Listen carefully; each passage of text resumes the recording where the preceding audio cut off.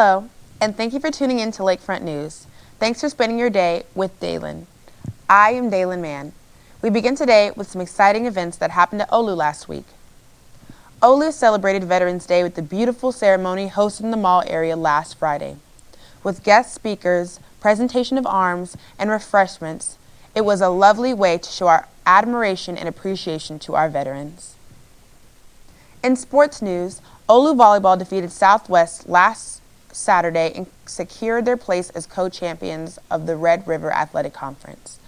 OLLU tied with Xavier University and goes into the championship tournament, the second seed out of 6 in the conference. Volleyball performed in the RAC tournament, winning on Friday against HT.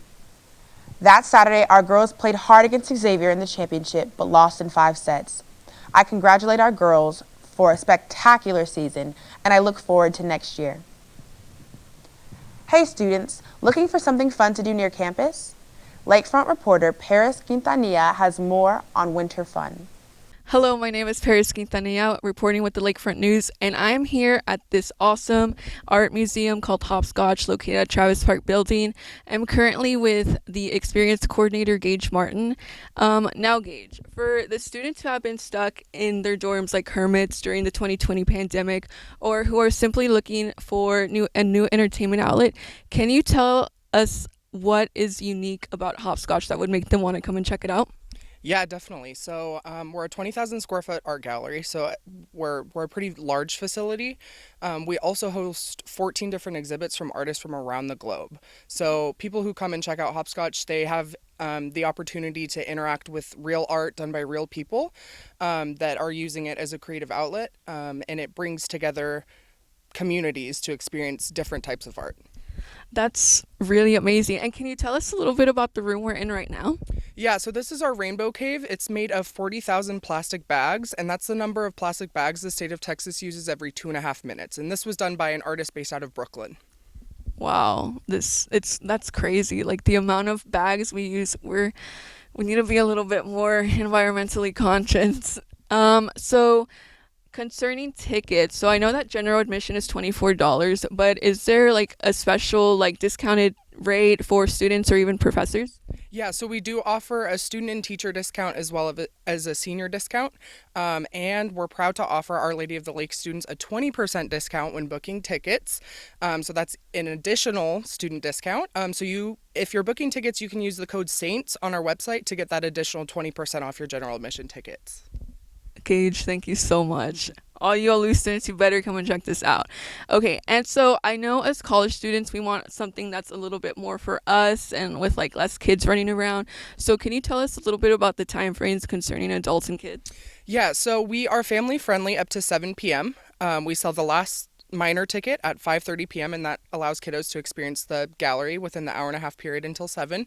After 7, we turn more family friendly. We have DJs, different drag performances. We do a Thursdays performance as well. So that keeps it more family friendly in the day, and then at night it's time to party. That's so exciting. And I know you guys have like a bar, a food truck, and so I guess that's also what makes it a little bit more like 18 and plus, right? Yes, exactly. Okay. And so I know that Hopscotch hosts like monthly events, and one that stood out to me was Southtown Vinyl Saturdays. Can you tell us a little bit about what that event is about? Yeah, definitely. So every Saturday evening, we bring in a DJ that works with Southtown Vinyl, and they play some really great sets upstairs right across from our bar. So we have a little dance floor going, and then once you grab a drink, check out the music, you can come down here and experience the actual art. That sounds so exciting. And I know that you can take your drink and like walk through everything, right, too. So that's pretty fun. And for the students who are coming out this Saturday, do you have any like COVID policies that are currently in place? So we do require people who are unvaccinated to continue to wear masks. So if you're fully vaxxed, you do not have to wear a face mask. Other than that, we do encourage social distancing. We have high-tech cleaners that clean the facility, a brand new AC system that kills 99.9% of viruses that we installed. So we try to keep it as safe as possible to bring as many people together in a safe and comfortable way. Well, thank you so much for that. And thank you, Gage, for letting me interview this morning. OLLU students, come and check out this amazing art museum and take advantage of the 20% additional discounted rate of your ticket. Thank you so much. Our Lady of the Lake University got a special visit from acclaimed San Antonio actor and writer Jesse Borrego on October 28, 2001. But I had just come from the love that we felt on the Let It Burn Out. So I kind of brought that with me to the Mi Vida Loca set, right? And again, I got to work with Salma, I got to work with Sadie Lopez. Organized by the students of the Salazar Escobedo School of Mass Communications, a press conference was held to welcome Borrego and get a sneak peek at his lecture scheduled later in the evening. Borrego advised the students on the hurdles that they had to jump in order to make it in today's environment. And I was starting out. And it's, when you're in higher education, right, the hope is that you're able to get what you need, the paper you need, but also the leg up you need to start the next phase of your life, right? An evening with Jesse Borrego was held in the historic Theory Auditorium of the main OLLU campus. Students attending the Salazar Escobedo School of Mass Communications were excited about the event. Definitely, I think it's going to be a fun event, especially just people who aren't really into or haven't really got into the film industry or just media period. I think it's going to be a fun event. I think I'm excited just to, I guess, pick his brain. I'm coming to you from Theory Auditorium, where Jesse Borrego is about to take the stage. His speech tonight will be about crossing the cultural uncanny valley. For those who are interested, it can be streamed live on WebEx, or check OLLU website for more information. The synergizing of all this information, right, in media into new ways of absorbing it, right? Everything. Borrego's speech, Bridging the Cultural Uncanny Valley in the 21st Century, was broadcast via WebEx for those unable to attend in person. Reporting from the Salazar Escobedo School of Mass Communications, I'm Kevin Romine. This winter is predicted to be colder than last year. Lakefront reporter Daisy Cantwell is here to give you tips on how to prepare for this year's weather. Start gathering your crucial items to make sure that you are prepared for this year's winter surprises. This year we've decided to prepare a little bit better. We actually purchased some portable battery banks that can be charged, pre-charged prior to any storm warnings.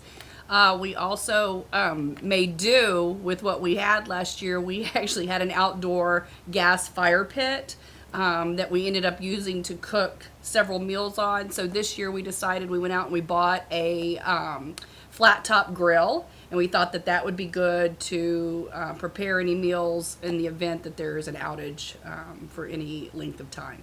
Kim Cantwell said she and her family were left without electricity for over 3 days. Trying to keep warm, make food, and charge phones was really difficult. Last year we were without power and water for over a week, so this year we definitely made some changes by buying a solar generator to keep on the refrigerator in case we lose the power.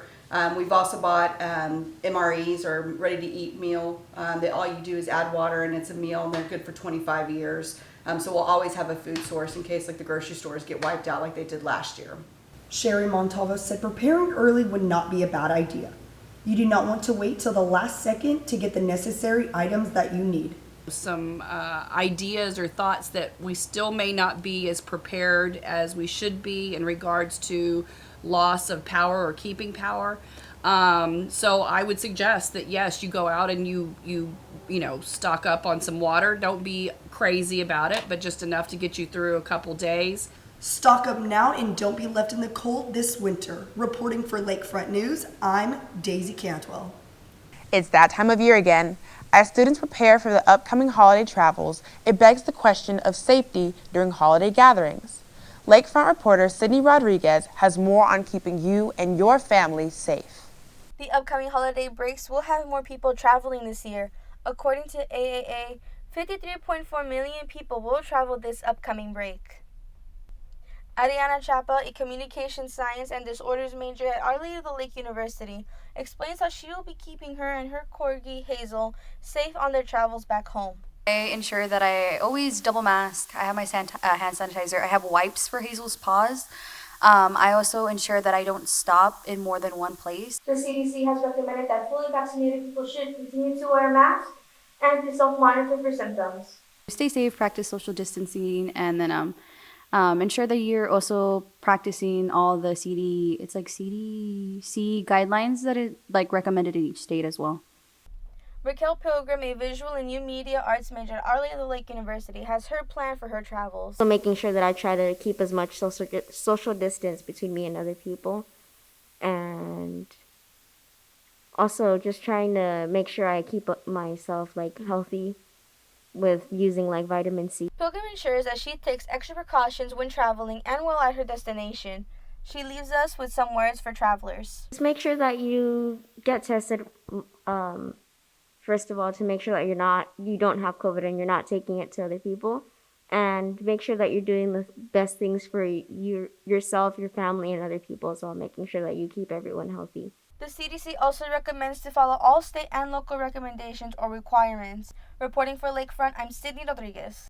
9 people died while attending the first night of rapper Travis Scott's 2-day Astroworld Festival in Houston, November 5th. Lakefront reporter Melissa Aguirre has more from an eyewitness account. At least 50,000 people gathered at Energy Park in Houston for the 3rd annual Astroworld Festival. But what would start out as a fun weekend took a turn for the worse that no one saw coming. People came from all over to attend the sold-out concert on Friday, November 5th. In previous experiences, I've never experienced something like this. That was Massimo Garcia, a student-athlete at Our Lady of the Lake University studying kinesiology and biology. He is an avid concert-goer and a fan of Travis Scott. If you go to Astroworld, that's the person you want to see the most. That's pretty much the reason why you go. Garcia started his day off by going to class, then heading out to Houston. He was with a group of 7 and got to the festival around 3 p.m. Finally, around 9 p.m., Travis Scott came out. Minutes into his performance, things really started to get out of hand and people were literally fighting for their lives. His first song, I remember just trying to record it, and I just remember me just trying to catch a breath and be able to move around.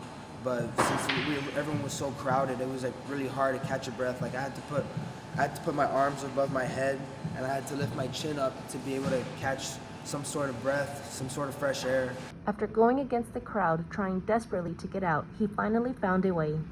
The way I got out was one of the security guards was carrying someone's unconscious body on top of his shoulders out, and I remember that's how I was able to escape the crowd. Sadly, some weren't so lucky to make it out. Now, as you can see here behind me, this has become a makeshift memorial honoring all those that were lost that night. I remember being in the back, making it out, and I just remember seeing a bunch of medics, ambulances trying to get into the crowd. I remember seeing some people being carried out, whether they were conscious or unconscious. A total of 8 people lost their lives that night, and 2 more have died in the hospital recently, making it 10 deaths overall from this catastrophe. The age range is from 9 to 27-year-olds. Garcia says that hearing Scott's music on the radio since this event causes him anxiety and has to shut the music off. Music festival is not a place for something like that to happen. This tragedy is still an ongoing investigation, and many lawsuits have been filed against Travis Scott, the event organizers, and many others. Reporting for Lakefront News, I'm Melissa Aguirre. For all the Funkaholics out there, the 6th anniversary of the annual Funko Pop Swap is happening December 5th. Lakefront reporter Cody Tracy has the scoop. Anniversary is going to be December 5th. We just booked and we're announcing Alex Vincent, who played Andy in the original Child's Play and Child's Play 2. And also they just, of course, launched the new sci-fi series, Chucky, which is in the 3rd episode.